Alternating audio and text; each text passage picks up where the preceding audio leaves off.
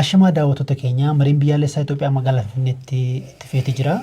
Marii kana irratti keessumaa ajandaawwan 8 dursanii filatamanii turanii garuu kan dhimma falmii guddaa kaasee fi yeroo dheeraa fudhate akka odeeffannetti taanaan dhimma magaalaa Finfinneetti. Dhimmi magaalaa Finfinnee ajandaawwan 8 keessaa kan magaalota federaalaa jedhamu jalatti kan jiru.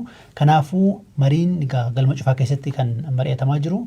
Yeroodhaan ibsinii kennama garuu kan uummataa ifan taane waan jiruudhaa fi hirmaattota irraa waan dhageenya isinitti himuudhaaf istuudiyootti argamne Abrahaam Birruun bira jira nama ammayyuu taanadha.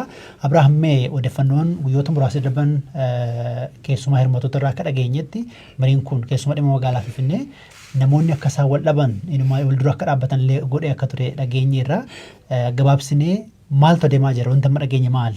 Galatoomii ammayyuu egaa mariin biyyaalessaa marsaan xumuraa erga eegalamee ji'a tokko cufeeti jira. Xumuramuudhaaf gara torbanoota lamaatu hafa jedhameeti kan eegamu. Ajandaawwan ijoo 8 cuunfeeti kan marii biyyaalessaa kanaaf dhiyeesse komishinii marii biyyaalessaa akkaatu kaaftee ajandaawwan 8 keessaa tokko dhimma magaalota federaalaa kan jedhu magaalaa Finfinnee fi magaalaa Dirreedawaa ilaallatudha. Egaa marii kanarratti kan hirmaataa jiran gara namoota 4,000ti. Namoonni kunneen gareewwan 8tti 500 ta'anii hiramuudhaan kan mari'achaati turanii gareen tokko ajanduma tokko irratti mari'ata jechuudha. Ajandaawwan 8 keessaa gareen magaalaa Finfinnee fi Dirreedawaa jechuunis ajandaa magaalota federaalaa jedhu irratti mari'atu, ajandaa biraa irratti mari'atu, kan nageenya irratti mari'atu, dhimma Finfinnee irratti mari'atu. Akkasiin kan deemaati dhufee gareewwan kunneenis immoo 10 50 250 jedhanii amma gareen 500 keessumaa ajandaa Finfinnee irratti kan mari'ataa ture garee 500 irra ga'ee proposaalii dhumaa yookiin immoo yaada xumuraa irra ga'ee sagalee kenneeti kan jiru guyyaa kaleessaa jechuunis kamisa jechuudha.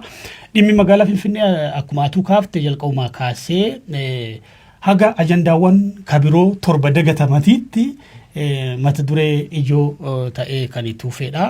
Dhimmi magaalaa Finfinnee wajjin wal qabsiisee maalidha wanni falmii guddaa kaasee waa lama. Tokkoffaa legal status jechuun qaama seerummaa magaalaa Finfinnee kan ilaallatudha. Lammaffaa hariiroo Finfinnee fi Oromiyaa kan ilaallatudha. Yaadonni garaagaraa dhiyaatanii jiran kan komishiniin armaan dura yaadota jechuun filannoowwan 4 dhimma staatasii magaalaa Finfinnee dhiyeessee turee jira. Kana BBC irratti daawwattootaa fi warra dubbisa warra dhaggeeffataniif himnee jirra. Tarii warra quban qabneedhaa fi tokko bulchiinsi magaalaa Finfinnee haala amma jiru magaalaa Finfinnee taate bulchiinsa magaalaa taate akka itti fuftu, inni lammataa naannoo akka taatu, inni sadaffaa federaala jala akka bultu, inni kaan immoo naannoo Oromiyaa jala akka bultu. Kanneentu dhiyaatanii filmaatawwan sun garuu boodarra lamatti bu'anii haa ta'uti garuu filmaati kabiraas immoo dhalatee jira jechuudha. Waliigalaan gara diiteelii hundumaatti ce'uun teeknikaal waan ta'eef dhimma kanarratti yaadota guguddoo lamaan jechuunis qaama seerummaa magaalaa Finfinnee akkasumas hariiroo Finfinnee irratti garee 500 jechuun gareen dhuma sagalee kennu kan gara koree olaanutti dabarsu maal murteessee sagalee kenne kan jedhu yaada dhiyeessinee gara qabxii ittaanutti dabarraa. Qaama seerummaa magaalaa Finfinnee ilaalchisee yaadota lamatu dhiyaate. Tokko qaama federaalaa akka taatu kan jedhudha. Lammaffaa itti waamni ishee federaalaaf akka taatu kan jedhudha. Proposaalii dhumaa sagaleen kennameef jechuudha. Hariiroo Finfinnee fi Oromiyaa ilaalchisee akkasuma yaadoti lama dhiyaatanii jiru. Finfinnee magaalaa guddoo teessoo mootummaa naannoo Oromiyaa kan jedhu dhiyaatee jira. Heerri federaalaa teessoo mootummaa naannolee hin tumu kan jedhus akka qabxii kana jalatti dhiyaatee jira. Warri yaada teessoo mootummaa naannoo Oromiyaa magaalaa Finfinneetti kan jedhu heera keessatti akka nammatamne jedhan yaada amma dhiyeesse kana dhiyeessanii jiranii. Faayidaa addaa Oromiyaan magaalaa Finfinnee irraa qabdu kan jedhu faayidaa waloo kan jedhuunis akka bakka bu'u yaadi dhiyaatee jira. Egaa yaadi kun garee strategic team yookiin immoo tuuta namoota 500 kanaan sagaleen itti kennamee gara koree namoota 120 ta'aniitti ol dabra jechuudha. Koreen kun maalidha? Namoota gareewwan 8 irraa namoota 15tu filama. Baay'inni isaanii 15 ta'ee walitti dabalamanii gara nama 120 ta'u. Yaadota strategic team yookiin gareen tuuta namoota 500 kun akka proposaaliitti dhiyeesse kana qaacceessanii heera wajjin tumaalee garaagaraa wajjin akkimii wal simataa jedhanii akkaataa gara fuulduraatti seera ta'ee bahuu danda'u irratti qaacceessa godhee deebisee immoo gareewwanitti gadi buusa jechuudha. Sana booda immoo namoota 4,000 waliigala marii biyyaalessaa irratti hirmaataniif kan dhiyeessu ta'a. Dhimmi magaalaa Finfinnee kana fakkaata jechuudha Ageyoona. Hayya guddaa galatoomii. Egaa akkuma duratti kaastee afurraa lamatti gabaabbatee ture. Egasii booda hirmaatonni keessumaa kan nuti dubbisne kan dhaabbilee garaa garaa dubbisne kan yaadi dabalataa dhufee jette sun akka isaan jedhanitti qaama olaanurraa dhufee jedhan. Yaadi sunis maal jedha keessumaa magaalaan Finfinnee teessoo bulchiinsa mootummaa naannoo Oromiyaa ta'uu isheef beekamtii akka kennu yaadi kennuu dhiyaate kan isaan jedhani. Mee duubatti deebisaati yeroo qabnu wajjin jalqaba irratti keessumaa paartiin biyya bulchuu paartiin badhaadhinaa Adaamaatti yeroo mari'ate bulchiinsi magaalaa Finfinnee naannoo akka taatu yaada dhiyeessee ture. Garuu boodarraa marii irratti yaadonni garaagaraa keessumaa naannoo Oromiyaa irraa dhufan akka dhagaame dhageenya dhamee sanutti himi. Dhugaadha. BBC'n akka gabaasetti yeroo sanayyuu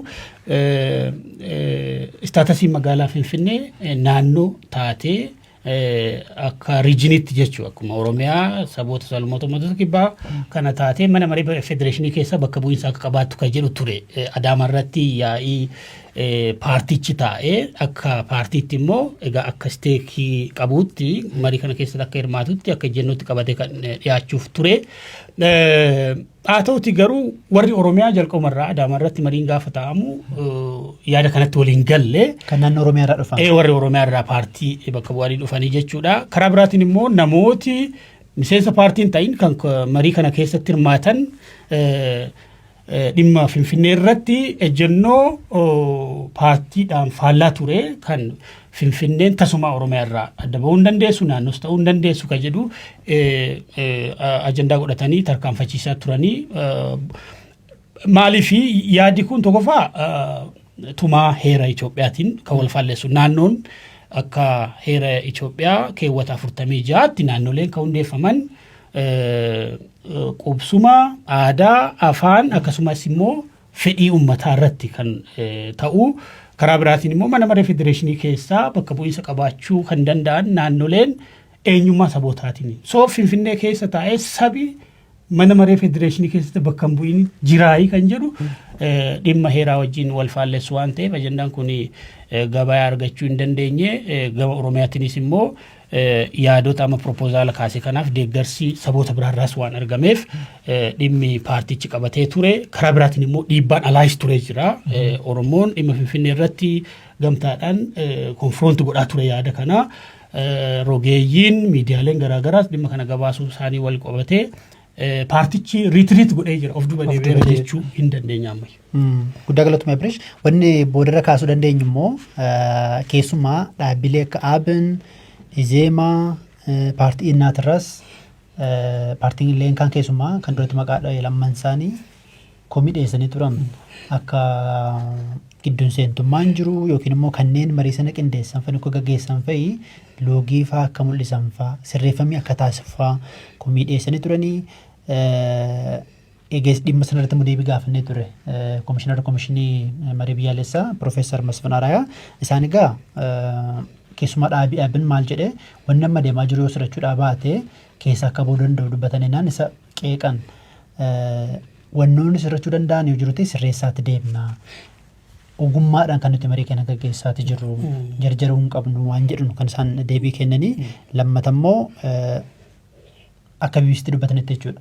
Mariin kun kan gaggeeffamee fi qaamoleen garaagaraa dhimma Itoophiyaa irratti dhimma garaagaraatti yaada garaagaraa waan qabaniifidha. Wal dura dhaabbachuun isaanii wal falmuun isaanii waanuma eegamu. Ammoo tokko isa kaan osoo hin xiqqeessin dambii fi seera taa'ameen akka deemsifamu malu isa hordofaa akka deeman BBCtti dubbataniiru. Egaa akkuma kaastee nuti dhimma Finfinnee kaasne malee dhimmoonni irratti mari'ataa jiran kaanis inuma jiru. Dhimmi Finfinnee garuu mee xumurarraa kaasnuti maaliif dhimma falmii ta'a? Yeroo adda addaatti keessumaa siyaasa Oromoo keessatti Finfinneen handhuura Oromooti akkasumas immoo qabsoodhuma marii paaster pilaaniraas jalqabee bulchiisuma mootummaa amma aangoorra jiru aangootti fiduu keessattis booda kanas immoo paartiileen kaanis immoo dhimma Finfinnee kana akka ajandaa isaaniitti godhatanii irra deddeebiidhaan ibsa kaasaati jiru ibsa baasaati kan isaan jiranii. Maaliif ta'uu danda'a? Maaf ajandaa ta'a dhimmi kun? Maaliif irratti wal falmu? yoo jenne deebii maal ta'uu danda'a? Ani akka hubachuu danda'utti magaalaa Finfinnee riyaalitiin tokko hin jira kan jijjiirame jechuun saboota garaagaraa hammatteetti jirti. Wiirtuu dhaabbilee idil addunyaa akkasumas wiirtuu daldalaa fi biizinasii guguddaati.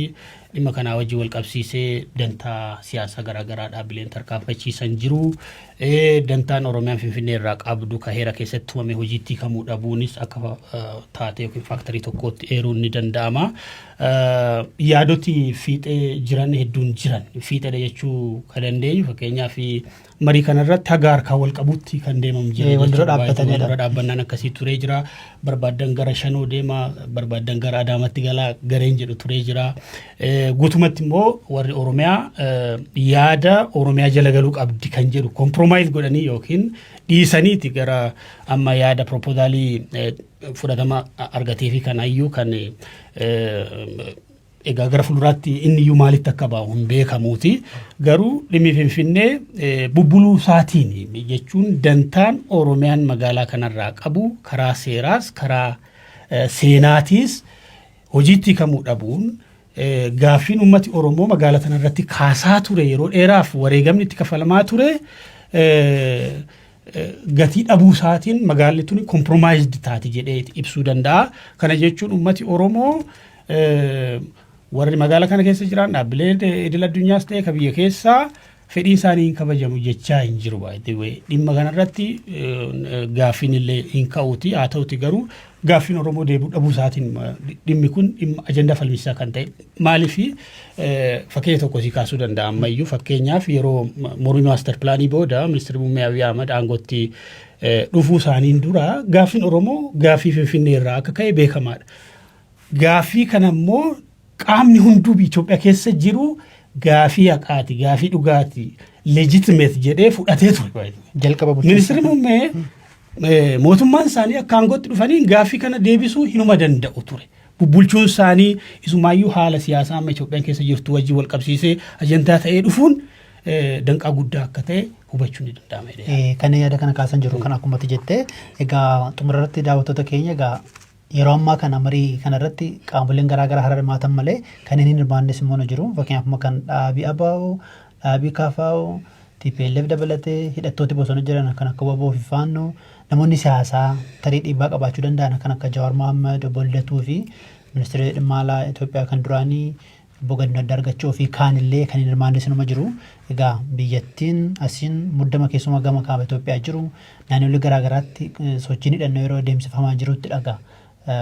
Rakkoo biyyattii bubbulle furuudhaaf qaamoleen kaan immoo irratti kan isaan mari'ataa jiranii. Mariin kun itti beesaa maaliin jedhu jala jalaan faana bulee gurra siin buusna. Egaa har'aaf kanuma jennaa guddaa galatoomaa Ibraahim. Ulfaadhamma. Tole nagaan.